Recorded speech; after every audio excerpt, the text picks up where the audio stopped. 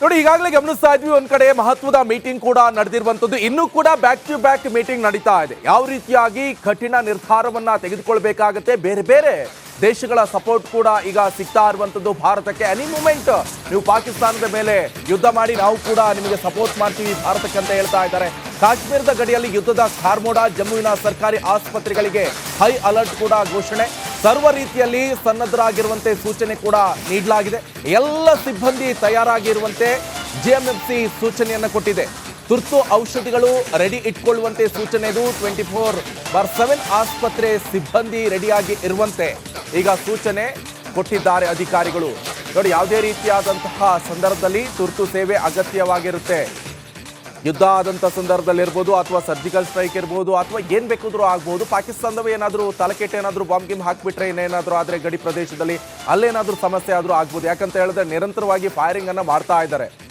ಈ ಹಿನ್ನೆಲೆಯಲ್ಲಿ ಈಗ ಭಾರತದ ಸೇನಾಧಿಕಾರಿಗಳು ಕೂಡ ಈಗ ಅಲರ್ಟ್ ಆಗಿದ್ದಾರೆ. ಯಾವುದೇ ಸಮಯದಲ್ಲೂ ಕೂಡ ಇನ್ ಕೇಸ್ ಏನಾದರೂ ಹೆಚ್ಚು ಕಮ್ಮಿ ಆದರೆ ಸರ್ವ ರೀತಿಯಲ್ಲಿ ಸನ್ನದ್ಧರಾಗಿರುವಂತೆ ಸೂಚನೆಯನ್ನು ಕೊಟ್ಟಿದ್ದಾರೆ.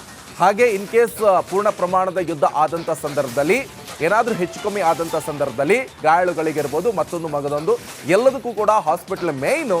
ಸೊ ಈ ಹಿನ್ನೆಲೆಯಲ್ಲಿ ಬ್ಲಡ್ ಇರ್ಬೋದು, ಕೆಲವು ಸಂದರ್ಭದಲ್ಲಿ ಬಾಂಬ್ ಸ್ಫೋಟ ಆದಂಥ ಸಂದರ್ಭದಲ್ಲಿ ವಿಪರೀತ ಬ್ಲಡ್ ಹೋಗಿರುತ್ತೆ, ಬ್ಲಡ್ಡನ್ನು ಕೊಡುವಂತೆ ಇರ್ಬೋದು. ಆ ಬಗ್ಗೆಯೂ ಕೂಡ ಈಗ ಜಿಎಂಎಫ್ ಸೂಚನೆಯನ್ನು ಕೊಡಲಾಗಿದೆ. ಈ ಬಗ್ಗೆ ನನ್ನ ಕಲೀಗ್ ಪೆಹಲಗಾವ್ನಿಂದನೇ, ಸ್ಪಾಟಿಂದನೇ ನೇರ ಸಂಪರ್ಕದಲ್ಲಿ ಜಾಯ್ನ್ ಆಗಿದ್ದಾರೆ ರಂಜಿತ್ ಶಿರ್ಯಾರ್. ರಂಜಿತ್, ಸದ್ಯ ಯಾವ ರೀತಿಯಾಗಿದೆ ಅಲ್ಲಿನ ಪರಿಸ್ಥಿತಿ? ಯಾವ ರೀತಿಯಾಗಿ ಈಗ ಮಿಲಿಟರಿ ಅವರು ಕಾರ್ಯಸನ್ನದ್ಧರಾಗಿದ್ದಾರೆ? ಡೀಟೇಲ್ಸ್ ಕೊಡ್ತಾ ಹೋಗೋದಾದ್ರೆ. ಖಂಡಿತ ನಿಕೇಶ್ ಕೊಟ್ಟಾರೆ, ಗುಡ್ ಮಾರ್ನಿಂಗ್. ನೋಡಿ, ಗಡಿಯಲ್ಲಿ ಯುದ್ಧದ ಕಾರ್ಮೋಡ ಈಗ ಕವಿದಿರೋದು. ಎಲ್ಲಿ ನೋಡಿದ್ರು ಕೂಡ ಅಲ್ಲಿ ಸೇನಾ ವಾಹನಗಳು, ಸೇನಾ ಬಂಕರ್ಗಳು ನಿಂತ್ಕೊಂಡಿರೋದನ್ನ ನಾವು ಗಮನಿಸ್ತಾ ಇದ್ದೀವಿ. ಪೆಹಲಗಾವ್ ಸೇರಿದಂತೆ ಕೆಲ ಸೂಕ್ಷ್ಮ ಪ್ರದೇಶಗಳಲ್ಲಿ ಹೆಚ್ಚಿನ ಬಂದೋಬಸ್ತನ್ನ ಇಲ್ಲಿ ಜಮ್ಮು ಕಾಶ್ಮೀರ ಪೊಲೀಸ್ ಮತ್ತೆ ಸೇನಾ ಸಿಬ್ಬಂದಿ ನಿಯೋಜನೆ ಮಾಡಿದ್ದಾರೆ. ಕುಪ್ವಾರ ಗಡಿಯಲ್ಲಿ ನಿನ್ನೆ ರಾತ್ರಿ ಸಂಭವಿಸಿರುವಂತ ಅಸಹಜ ಫೈರಿಂಗ್ ಆದ ನಂತರ ಅಲ್ಲಿ ಭಾರತ ಸೇನೆಯು ಕೂಡ ನಿರಂತರವಾಗಿ ಗುಂಡಿನ ದಾಳಿಯನ್ನ ಮಾಡ್ತಾ ಇದೆ. ಮತ್ತೊಂದು ಕಡೆಯಲ್ಲಿ ನಿನ್ನೆ ಆದಿಲ್ ತೋಕರ್ ಸೇರಿದಂತೆ ಆಸಿಫ್ ಶೇಖ್ ನ ಮನೆಯನ್ನ ಸಂಪೂರ್ಣವಾಗಿ ಉಡೀಸ್ ಮಾಡಿ ಹಾಕಿದೆ. ಅಲ್ಲಿ ಆತನ ಮನೆಯವರನ್ನ, ಆತನ ತಂದೆ ತಾಯಿಯರನ್ನ ಪೊಲೀಸರು ವಶಕ್ಕೆ ಪಡೆದಿದ್ದಾರೆ, ಸೇನಾ ಸಿಬ್ಬಂದಿ ವಶಕ್ಕೆ ಪಡೆದಿದ್ದಾರೆ, ಅವರಿಂದ ಮಾಹಿತಿಯನ್ನ ಪಡ್ಕೊಂಡಿದ್ದಾರೆ. ಇನ್ನು ಅವರ ಮನೆಯಲ್ಲಿ ಸಿಕ್ಕಂತ ಕೆಲವು ಸ್ಫೋಟಕ ವಸ್ತುಗಳನ್ನ ಸೀಸ್ ಮಾಡಿದ್ದಾರೆ. ಇವರು ಇನ್ನೊಂದು ದೊಡ್ಡ ಕುಕೃತ್ಯಕ್ಕೆ ಅಥವಾ ಭಯೋತ್ಪಾದನಾ ಚಟುವಟಿಕೆಗೆ ಅಲ್ಲಿ ತಯಾರಿ ಮಾಡ್ತಾ ಇದ್ರು, ಸ್ಲೀಪರ್ ಸೆಲ್ ಗಳಾಗಿ ಕೆಲಸ ಮಾಡ್ತಾ ಇದ್ರು ಅನ್ನೋ ವಿಚಾರ ಬಯಲಾಗಿದೆ. ಇದರ ಹೊರತಾಗಿ ನಿನ್ನೆ ನಿರಂತರವಾಗಿ ನಡೆದಂತ ಮೀಟಿಂಗ್ ಗಳಾಗಿರ್ಬೋದು, ಅಥವಾ ನಿರಂತರವಾಗಿ ನಡೆದಂತ ಒಂದಿಷ್ಟು ತಂತ್ರಗಾರಿಕೆಗಳಾಗಿರ್ಬೋದು, ಇದೆಲ್ಲವೂ ಸಾರಿ ಹೇಳ್ತಾ ಇದೆ ಪಾಕಿಸ್ತಾನದಲ್ಲಿ ಅಡಗಿರುವಂತ ಭಯೋತ್ಪಾದಕ ಕ್ರಿಮಿಗಳನ್ನ ಹೊಸಕಿ ಹಾಕುವಂತ ತಯಾರಿ ಭಾರತ ಜರೂರು ಇಟ್ಕೊಂಡಿದೆ ಅನ್ನೋದನ್ನ ಹೇಳ್ತಾ ಇದೆ. ಅದಕ್ಕೆ ಪೂರಕವಾಗಿ ಇವತ್ತು ಜಮ್ಮು ಕಾಶ್ಮೀರ ಮೆಡಿಕಲ್ ಕೌನ್ಸಿಲ್ ಎಲ್ಲಾ ಜಮ್ಮು ಕಾಶ್ಮೀರದ ಮತ್ತೆ ಎಲ್ಲಾ ಸೇನಾ ಆಸ್ಪತ್ರೆಗಳಲ್ಲೂ ಕೂಡ ಮೆಡಿಕೇಶನ್ ಅಂದ್ರೆ ಎಲ್ಲಾ ವೈದ್ಯಕೀಯ ಉಪಕರಣಗಳು ಮತ್ತೆ ಎಲ್ಲವನ್ನೂ ಕೂಡ ಆಸ್ಪತ್ರೆಗಳಲ್ಲಿ ಸಿದ್ಧವಾಗಿ ಇಟ್ಟುಕೊಳ್ಳುವಂತೆ ಹೇಳಲಾಗಿದೆ. ಇನ್ನು ಪಾಕಿಸ್ತಾನದ ಗಡಿಯಲ್ಲಿ ಪಾಕಿಸ್ತಾನ ತನ್ನ ಸೇನಾ ವಾಹನಗಳನ್ನ ನಿಯೋಜನೆ ಮಾಡ್ತಾ ಇದೆ. ಈ ಕಾರಣದಿಂದ ಭಾರತವು ಕೂಡ ತನ್ನ ಎಲ್ಲಾ ಸೇನಾ ವಾಹನಗಳನ್ನು ಕೂಡ ಗಡಿಯಲ್ಲಿ ನಿಯೋಜನೆ ಮಾಡ್ತಾ ಇದೆ. ಇದರ ಹೊರತಾಗಿ ನಡೀತಾ ಇರುವಂತ ಯುದ್ಧದ ಕಾರ್ಮೋಡ ಇದೆಯಲ್ಲ, ಇದು ಸಂಪೂರ್ಣವಾಗಿ ಪಾಕಿಸ್ತಾನವನ್ನ ನಿರ್ನಾಮ ಮಾಡೋದಕ್ಕೆ ಈ ಬಾರಿ ಹೊರಟಿದೆ ಅನ್ನೋ ರೀತಿಯಲ್ಲಿ ಬಹಳ ಸ್ಪಷ್ಟವಾಗಿ ಗೊತ್ತಾಗ್ತಾ ಇದೆ. ಜಾಗತಿಕವಾಗಿಯೂ ಕೂಡ ಭಾರತ ಪಾಕಿಸ್ತಾನವನ್ನ ಹೆಣಿಯೋದಕ್ಕೆ ಎಲ್ಲಾ ರೀತಿಯಲ್ಲೂ ಕೂಡ ಪ್ರಯತ್ನಗಳನ್ನ ಮಾಡ್ತಾ ಇದೆ. ಅದಕ್ಕೆ ಪೂರಕ ಆಗಿರುವಂತೆ ಇಸ್ರೇಲ್ ಭಾರತದೊಂದಿಗೆ ಏನಾದ್ರೂ ಪಾಕಿಸ್ತಾನ ಯುದ್ಧ ಸಾರ್ತು ಅಂತ ಹೇಳಿ ಆದ್ರೆ ಭಾರತಕ್ಕೆ ನನ್ನ ಸಂಪೂರ್ಣವಾದಂತ ಸಹಕಾರವನ್ನ ಕೊಡುತ್ತೆ ಅಂತ ಹೇಳಿ ಹೇಳಿದೆ. ರಷ್ಯಾ ಕೂಡ ಪೆಹಲ್ಗಾವ್ನ ದಾಳಿಯನ್ನ ತೀವ್ರವಾಗಿ ಖಂಡಿಸಿದೆ. ಭಾರತದ ಜೊತೆಗೆ ಭಾರತದ ಭಯೋತ್ಪಾದಕ ವಿರೋಧಿ ಹೋರಾಟದಲ್ಲಿ ನಾವು ಇದ್ದೀವಿ ಅನ್ನೋದನ್ನ ಹೇಳಿದೆ.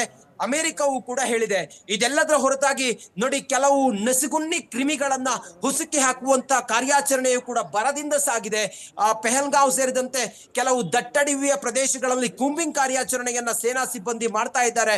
ಕ್ಷಣಕ್ಕೂ ಕೂಡ ಆತಂಕದ ವಾತಾವರಣ ನಿರ್ಮಾಣ ಆಗಿದೆ. ಇನ್ನು ಕಾಶ್ಮೀರಕ್ಕೆ ಆಗಮಿಸಿರುವಂತ ಪ್ರವಾಸಿಗರ ವಿಚಾರವನ್ನು ನಾವು ಗಮನಿಸ್ತಾ ಹೋದ್ರೆ, ಪ್ರವಾಸಿಗರು ಹೆಚ್ಚಿನವರು ಈಗ ಬಹುತೇಕ ಹೋಟೆಲ್ಗಳಲ್ಲಿ ಈ 3-4 ದಿನಗಳಿಂದ ಭಯಭೀತರಾಗಿ ಇದ್ದವರೆಲ್ಲರೂ ಕೂಡ ತಮ್ಮ ಊರುಗಳಿಗೆ ಹೋಗ್ತಾ ಇದ್ದಾರೆ. ಮೂಲ ಕಾಶ್ಮೀರಿಗರು ಈಗ ನಿಧಾನವಾಗಿ ತೆರೆದುಕೊಳ್ತಾ ಇದ್ದಾರೆ, ಆದ್ರೆ ಪ್ರವಾಸಿಗರಂತೂ ಇಲ್ಲ. ಆದ್ರೆ ಕೆಲವು ಸೂಕ್ಷ್ಮ ಪ್ರದೇಶಗಳಲ್ಲಿ ಬಂದೋಬಸ್ತ್ ಕಟ್ಟುನಿಟ್ಟಿನಾಗಿ ಮಾಡಲಾಗಿದೆ. ಇನ್ನು ಕೆಲ ಆತಂಕಿತರ ಮನೆಗಳನ್ನ ಹೋಗಿ ಈಗ ಸೇನಾ ಸಿಬ್ಬಂದಿ ಕಾರ್ಯಾಚರಣೆಯನ್ನ ಮಾಡ್ತಾ ಇದೆ. ಕ್ಷಣ ಕ್ಷಣಕ್ಕೂ ಕೂಡ ಒಂದು ರೀತಿಯಲ್ಲಿ ಆತಂಕದ ವಾತಾವರಣ ಸೃಷ್ಟಿಯಾಗಿದೆ. ಸದ್ಯಕ್ಕೆ ರಿಪಬ್ಲಿಕ್ ಕನ್ನಡ ಪೆಹಲ್ಗಾವ್ ಸೇರಿದಂತೆ ಕುಪ್ವಾರ್ ಹಾಗೆ ಇವತ್ತು ಸೊನಾಲಿ ಕಡೆ ನಾವು ಹೋಗ್ತಾ ಇದ್ದೀವಿ. ಸೊನಾಲಿಯಲ್ಲಿ ಇವತ್ತು ಗುಂಬಿಂಗ್ ಕಾರ್ಯಾಚರಣೆ ಮತ್ತೆ ಪೊಲೀಸರ ಜೊತೆಯಲ್ಲಿ ನಾವು ಕೂಡ ಆರ್ಮಿ ಜೊತೆಯಲ್ಲಿ ನಾವು ಕೂಡ ಇವತ್ತು ಕಾರ್ಯಾಚರಣೆಯಲ್ಲಿ ಭಾಗಿಯಾಗ್ತಾ ಇದೀವಿ. ಒಟ್ಟಾರೆ ಜಮ್ಮು ಕಾಶ್ಮೀರದಲ್ಲಿ ನಡೀತಾ ಇರುವಂತ ಈ ಯುದ್ಧದ ಕಾರ್ಮೋಡದ ಪ್ರತಿ ಕ್ಷಣದ ಇಂಚಿಂಚು ಮಾಹಿತಿಯನ್ನ ರಿಪಬ್ಲಿಕ್ ಕನ್ನಡ ಕನ್ನಡಿಗರಿಗೆ ತೋರಿಸುವಂತ ಪ್ರಯತ್ನವನ್ನ ಮಾಡ್ತಾ ಇದೆ. ನಾವು ಯಾವತ್ತೂ ಕೂಡ ದೇಶ ಹಾಗೆ ರಾಷ್ಟ್ರ ಅಂತ ಹೇಳಿ ಬಂದಾಗ ರಾಜ್ಯ ಆದಂತ ಪ್ರಶ್ನೆಯೇ ಇಲ್ಲ. ಎಂತದ್ದೇ ದುರ್ಗಮ ಪರಿಸ್ಥಿತಿ ಇದ್ರೂ ಕೂಡ ಅಲ್ಲಿ ರಿಪಬ್ಲಿಕ್ ಕನ್ನಡದ ಕಣ್ಣಿರುತ್ತೆ, ರಿಪಬ್ಲಿಕ್ ಕನ್ನಡದ ಕ್ಯಾಮ್ರಾ ಕಣ್ಣು ಕಾಯ್ತಾ ಇರುತ್ತೆ.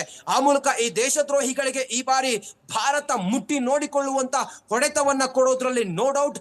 ಆ ನಿಟ್ಟಿನಲ್ಲಿ ಕಾರ್ಯಾಚರಣೆ ಬರದಿಂದ ಸಾಗಿದೆ. ಅದಕ್ಕೆ ಪೂರಕ ಆಗಿರುವಂತೆ ಪ್ರಧಾನಿ ನರೇಂದ್ರ ಮೋದಿ ಎಲ್ಲಾ ಸೇನಾ ಸಿಬ್ಬಂದಿಗಳಿಗೆ ಬಹಳ ಸೂಕ್ಷ್ಮವಾಗಿ ಹೇಳಿದ್ದಾರೆ, ಎಲ್ಲ ಫ್ರೀಡಮ್ ಅನ್ನ ಕೊಟ್ಟಿದ್ದಾರೆ. ಅದರ ಹೊರತಾಗಿ ಉಪೇಂದ್ರ ದ್ವಿವೇದಿ ನಿನ್ನೆ ಪೆಹಲಂಗಾವ್ನ ಆ ಒಂದು ದಾಳಿಯಾದಂತ ಪ್ರದೇಶಕ್ಕೆ ಹೋಗಿ ಏನು ಸೇನಾ ಲೆಫ್ಟಿನೆಂಟ್ ಗವರ್ನರ್ಗೂ ಕೂಡ ಮಾಹಿತಿಯನ್ನ ಕೊಟ್ಟಿದ್ದಾರೆ. ಸದ್ಯಕ್ಕಂತೂ ಒಂದ್ ರೀತಿಯಲ್ಲಿ ಆತಂಕದ ವಾತಾವರಣ ಇದ್ರೆ ಭಾರತ ಸೇನೆ ಕಾಶ್ಮೀರದಲ್ಲಿ ಇದ್ದಂತ ನಪುಂಸಕ ಈ ಭಯೋತ್ಪಾದಕರನ್ನ ಹೊಸಕಿ ಹಾಕೋದಕ್ಕೆ, ಹಿಜಕಿ ಹಾಕೋದಕ್ಕೆ ಎಲ್ಲಾ ರೀತಿಯಲ್ಲೂ ಕೂಡ ತಯಾರಿಯನ್ನ ಮಾಡಿಕೊಂಡು ಈಗ ಸಿದ್ಧವಾಗಿದೆ. ಏನೇ ಮೂವ್ಮೆಂಟ್ ವಾರ್ ಆದ್ರೂ ಕೂಡ ಪಾಕಿಸ್ತಾನದ ಭಯೋತ್ಪಾದಕರು ನಿರ್ನಾಮ ಆಗೋದ್ರಲ್ಲಿ ನೋ ಡೌಟ್. ಅದರ ಸಂಪೂರ್ಣವಾದಂತ ದೃಶ್ಯ, ಅದರ ಸಂಪೂರ್ಣವಾದಂತ ಕವರೇಜ್ ಕನ್ನಡಿಗರವರೆಗೂ ಕೂಡ ತಲುಪಿಸುವಂತ ವಿಚಾರವನ್ನ ರಿಪಬ್ಲಿಕ್ ಕನ್ನಡ ಸ್ಥಳದಲ್ಲೇ ಇದ್ದು ಗ್ರೌಂಡ್ ರಿಪೋರ್ಟ್ ಮೂಲಕ ನೀಡ್ತಾ ಇದೆ. Nikesh Kothari. Thank you so much Ranjith ನಿಮ್ಮೆಲ್ಲ ಮಾಹಿತಿಗೆ. ಈಗಾಗಲೇ ಗಮನಿಸ್ತಾ ಇರ್ಬೋದು ನೀವು ಯಾವ ರೀತಿಯಾಗಿ ಅಲ್ಲಿ ಕಾರ್ಯಾಚರಣೆ ನಡೀತಾ ಇದೆ ಅಂತ. ಸಂಪೂರ್ಣ ಮಾಹಿತಿಯನ್ನು ಕೂಡ ನಾವು ನಿಮಗೆ ಕೊಡ್ತಾ ಇದ್ವಿ. ಎನಿ ಮೂಮೆಂಟ್ ಎಲ್ಲದಕ್ಕೂ ಕೂಡ ಸನ್ನದ್ಧರಾಗಿರ್ಬೇಕಾಗತ್ತೆ. ಏನಾದರೂ ಪೂರ್ಣ ಪ್ರಮಾಣದ ಯುದ್ಧ ಘೋಷಣೆ ಆದಂಥ ಸಂದರ್ಭದಲ್ಲಿ ಯಾವ ರೀತಿಯಾಗಿ ಕಾರ್ಯಚಟುವಟಿಕೆ ನಡೆಸಬೇಕಾಗತ್ತೆ, ಜೊತೆಗೆ ಹಾಸ್ಪಿಟ್ಲಲ್ಲಿ ಯಾವ ರೀತಿಯಾಗಿ ಸನ್ನದ್ಧರಾಗಿರಬೇಕಾಗತ್ತೆ ಎಲ್ಲವನ್ನೂ ಕೂಡ ಈಗಾಗಲೇ ಸೇನಾ ಮುಖ್ಯಸ್ಥರು ಕೂಡ ಪರಿಶೀಲನೆ ನಡೆಸಿದ್ದಾರೆ. ಜೊತೆಗೆ ಭೂಸೇನೆ ಇರ್ಬೋದು, ನೌಕಾಸೇನೆ ಇರ್ಬೋದು, ವಾಯುಸೇನೆ, ಮೂರೂ ಸೇನಾ ಅಧಿಕಾರಿಗಳು ಕೂಡ ಮೀಟಿಂಗ್ ಅನ್ನು ನಡೆಸಿದ್ದಾರೆ. ಎಲ್ಲದಕ್ಕೂ ಕೂಡ ಸನ್ನದ್ಧರಾಗಿದ್ದಾರೆ. ಅದೇ ಡೀಟೇಲ್ಸ್ ನಾವು ನಿಮಗೆ ಕೊಡ್ತಾ ಹೋಗ್ತಾ ಇದ್ವಿ ಯಾವ ರೀತಿಯಾಗಿ ಕಾರ್ಯಾಚರಣೆ ನಡೆಸಲಾಗ್ತಾ ಇದೆ ಅಂತ.